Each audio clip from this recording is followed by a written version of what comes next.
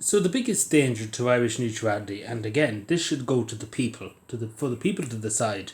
In a democracy, that's the people of the sovereignty of a nation. Of course, they hate the idea of sovereignty in this country, and that is to do with the triple lock. Now, many people would have heard about it and know about it, particularly because the government are trying to change it now. Even though for the last, since Ireland, this is the foundation of the state, Ireland 60 years, over 60 years at this stage, peacekeeping in countries in Lebanon, the Congo, etc., and other places around the world.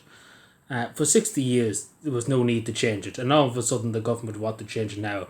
And this is to do with the Defence Amendment Bill, particularly, to take out the veto in terms of, and to take out the UN mandate, basically, because the triple lock basically means that they would have to get the United Nations to approve the United Nations Security Council, along with the UN, to approve a mission, say for example, for Irish peacekeepers to go to Lebanon, to go to Sudan, take for example, to war-torn countries. In a peacekeeping role, they would have to get the backing of the UN Security Council, the United Nations, to deploy Irish troops abroad, and of course they would need to get the backing of the Dáil too. So basically it was a triple lock. It wasn't like the Irish politicians in Dáil Éireann had all the say based on where Irish troops were deployed. And for years, like for a long time, it wasn't necessary to change it, never was necessary to change it. But the simple truth is, the triple lock, what this means basically is to taking away the last bit of Irish neutrality that we have left. And no Irish person in this country wants to go off and fight a war for anybody else's country. Simple as that. We're here for our own. We'll always work for our own country. Out on force. That should be our policy. Because no country came over here to die for us during our independence struggle.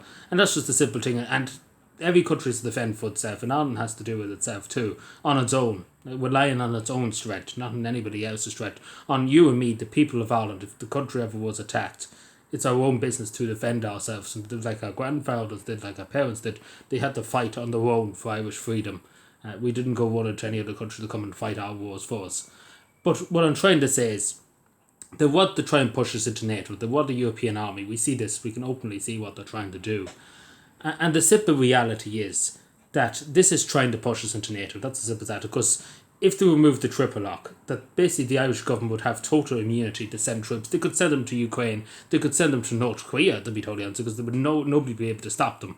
Now, the argument from the government side, and again, we get into all the ifs and buts and what ifs and not, but the argument from the government side, and again, I agree with it in some cases, that it has been absurd in some of the objections from Russia and China, etc. In some cases, the United States, in some cases, that particularly Russia and China, in a few instances, I would disagree immensely, stop the basically the peacekeeping process for Irish troops, say, to go to Syria, etc. Stop that. Russia vetoed the deployment of Irish troops, say, to Syria in some cases, and China has done it before, and a few other countries have done it before.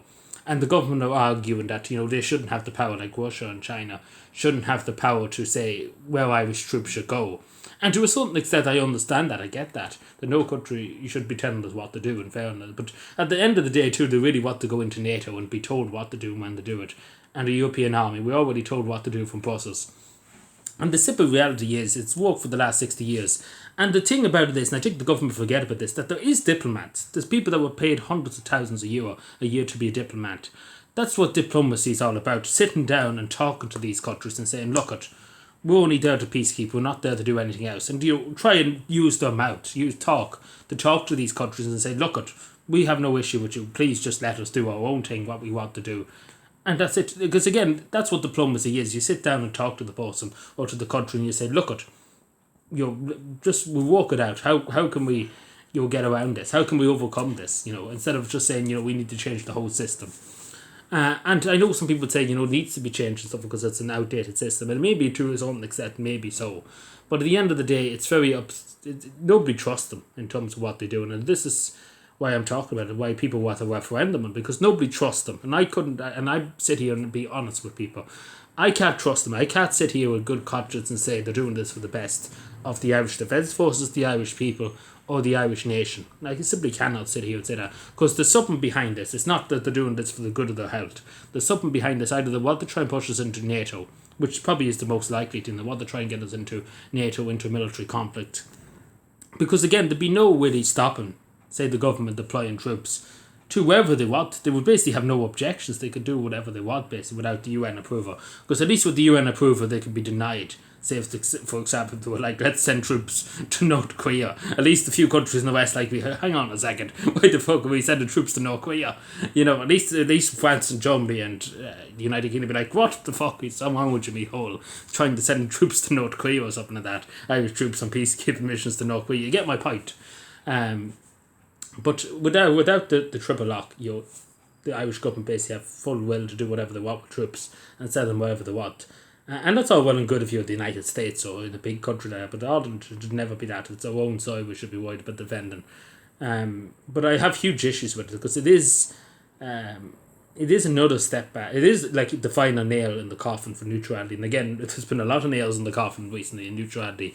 But I think this is the final nail, to be totally honest, because they pretty much eroded everything that the Irish people want. And the Irish people don't want war, they don't want any conflict, they want peace.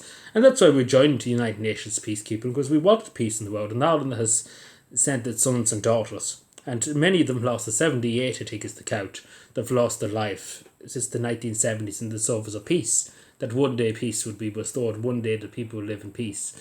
And that nobody would die in conflict from hunger, etc., from conflict and from being shot, etc. And so many Irish people gave their lives that one day, there would be peace in the world. And it's a very noble cause, don't get me wrong. It is a very, very noble cause. And I think every Catholic, particularly speaking as a Catholic, that we want to see peace in the world. We don't want to see people suffering. And Ireland has contributed huge to the service of peace. Ireland has never attacked any country. Ireland has never invaded anybody else's country. We have no business in anybody else's country to invade anybody's country, so take their country. We have tried to promote peace. We have tried to keep people safe. We have tried our best. And many people have given their lives in the service of that, and of the hope that one day there would be peace in the world. And I know people would say that's outrageous and, a bit wishful thinking, I suppose you would say. But at the end of the day, that's what we want. And that's what the Irish people have always desired. It's just peace. So I think the triple lock system should stay, to be totally honest. And to be totally honest, I would change my mind if they went to the referendum, the government turned around tomorrow morning and said, look, we're going to have a referendum on this. And we'd let the people decide. And if the people came back and said, yes, 100%, let's get rid of it. I would sit down and say, the people decided it. Because at the end of the day, the people are the sovereignty. And particularly for measures like this is astronomically important to the people of Ireland, astronomically important to the future of Ireland in terms of peacekeeping, and even the Irish state as a whole. Because it really determines, will Ireland be a neutral country in 10 years' time? Will Ireland be a neutral country in 20 years' time? Because this is pretty much joining NATO. Pretty much getting rid of our military non-alignment and getting involved in the European army, take example, too. And the simple truth is that you simply cannot trust the Irish government at the moment. You would trust nearly any other country in the world, but you couldn't trust the Irish government in what they want. Because I couldn't tell you, and I'll be honest with you, if they said they were going to give me €1 trillion now tomorrow morning, 5 o'clock in the morning, came up to my house and said, here's €1 trillion, I'd still be very sceptical. I'd be like, what the fuck is this? Why are you giving me money? You get what I'm saying? I wouldn't trust them. I'd throw the money into the Atlantic Ocean before taking it off them, because I wouldn't trust them. Simple as that. I wouldn't trust them with the money, because you couldn't trust them. They would sell the country out for 30 pieces of silver if they got away with it, and have sold that for 30 pieces of silver. Because a lot of these politicians don't care about sovereignty. They don't care about Irish independence, Irish sovereignty. Micheál Martin, the Taoiseach himself, said we don't want a backwards looking idea of sovereignty. Like, mother of God, this is the man who's the Taoiseach. But the thing I say to people, this is the last thing I say, that at the end of the day, particularly when it comes to these issues that are huge public discourse, by the end of the year this could be passed, or by the end of a few months it could be passed. And I say to people to keep an eye on it. Of course, contact your TDs, tell them what you think. Get at them, send emails, send letters, just drive them mad, basically, that they basically would lose the plot, basically, and just say, fuck it, it's too much hassle. But what I'm trying to say is they probably will, they're going to go ahead with it anyway. I think even if the country all stood on their head. But I do think the most fairest thing, and I think for everybody, even people who are against it, people who are for it, that if the Irish government said, yes, we're going to have a referendum, we let the people decide. I think that would be fair for everyone. Everyone, even the people that didn't give a shit about it, at least they would say, yeah, you have a say. You can choose what you want for this country. And I think everybody would appreciate that, because at the end of the day, people would have their choice and have their time to say yes or no. Um, and I think that's the most fairest thing. And I think that's the most fairest thing, because we could argue, we could shout at each other till the cows come home. But at the end of the day, when it comes to a referendum, at the end of the day, the people will go out and say what they want. And I think that's the good thing that we have in democracy. And unfortunately, democracy is failing in this country. Democracy is becoming more, less and less. But I think it's important to ask the people now and again what they think, because at the end of the day, the politicians might think they know everything, but they don't. Nobody knows everything. No, I don't know everything. Nobody knows everything. But at the end of the day, the people know everything, because the people are the sovereignty. The people know what's right. Thank you.